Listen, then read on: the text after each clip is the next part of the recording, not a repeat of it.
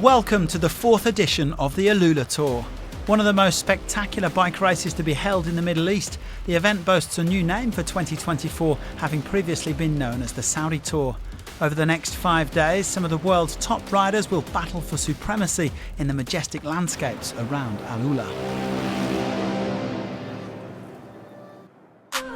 Several of the main overall contenders gathered at Moriah on Monday for the pre-race press conference.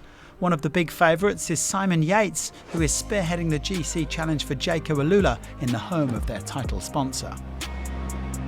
It's been great so far. People have been very welcoming. The hospitality has been great, and the riding has also been fantastic. It's really great weather, and also the road is perfect for the ride the bike, especially. Start the season workplace.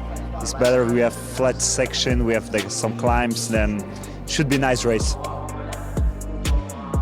I had a good winter, and I feel ready. I'm looking forward to start season here, and yeah, it was a good winter so far. So let's see how the legs spin.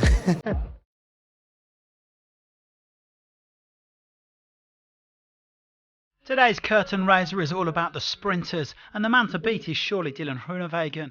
He has 3 stage victories at this race, and he's already won in 2024. We're already here since yesterday, so we did a recon. So the local lap here, it's nice, a bit twisty, bit corners, but big roads. Yeah, makes it maybe a bit difficult to have a good timing, but yeah, we know what to do. Yeah, hopefully we can do everything perfect today.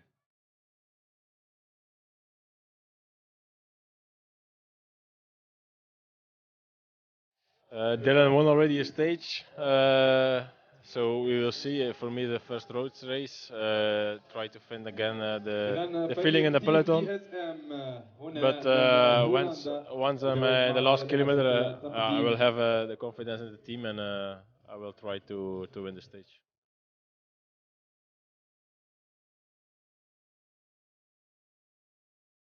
We go all in for the sprint, and I think it's a great opportunity for us to maybe win a stage.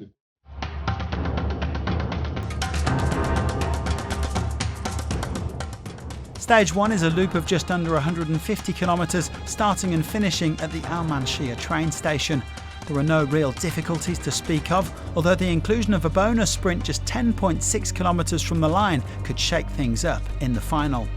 Either way, a sprinter should be shrugging on the race's first leader's jersey this afternoon.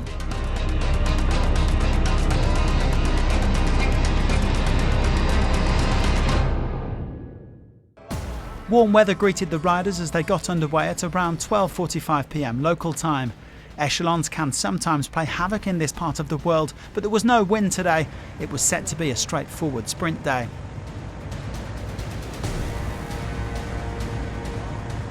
Five riders quickly shot up the road, building a maximum gap of 3 minutes. Unai Zubeldia in the familiar orange of Euskaltel-Euskadi, Japanese champion Masaki Yamamoto in red and white for JCL Team Ukio, Carter Bettles in the blue of the Rujai Insurance team, and 2 men in green from the Saudi national team, Hassan Al-Ibrahim and Ali Al-Sheikh Ahmed.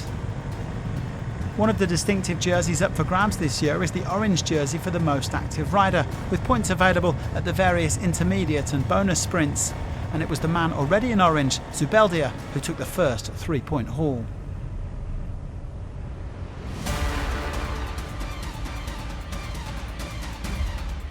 Back in the peloton, the sprint teams had decided not to give the breakaway too much freedom, and the gap stabilised at around 2 minutes. Well, 5 soon became 4 up at the front, with Al-Ibrahim suffering. The local man, who abandoned on the opening stage of last year's race, was clearly in some difficulty.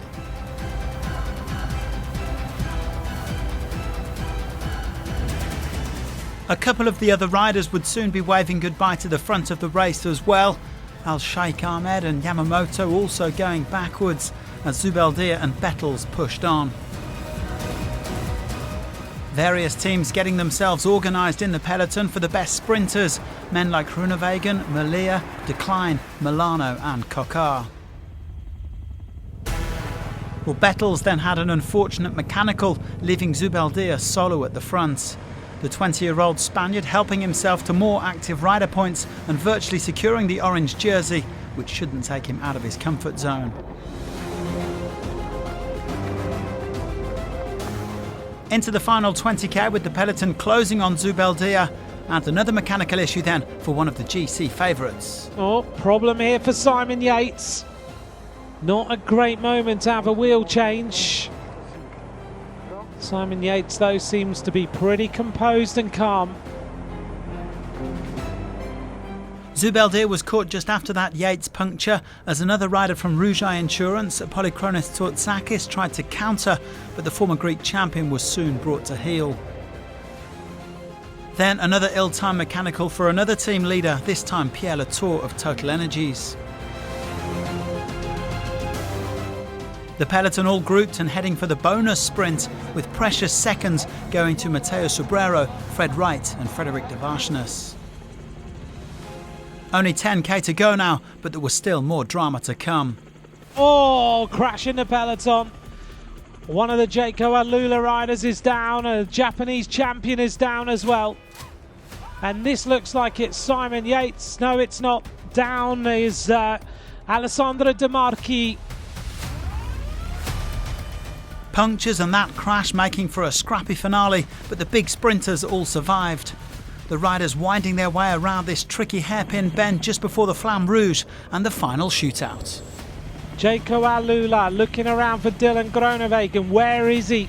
Right now you can't quite see him. There he is. Dylan Groenewegen is there. Here comes the team of UAE with Sebastian Milano. Also up there, a big move left-hand side. Here goes Milano and UAE Team Emirates. Casper van Uden is in the middle. Here comes Milano, but it's Casper van Uden. Casper van Uden. Here comes Groenewegen on the inside. Groenewegen, did he take it on the line? Casper van Uden is the stage winner for dsm-firmenich PostNL.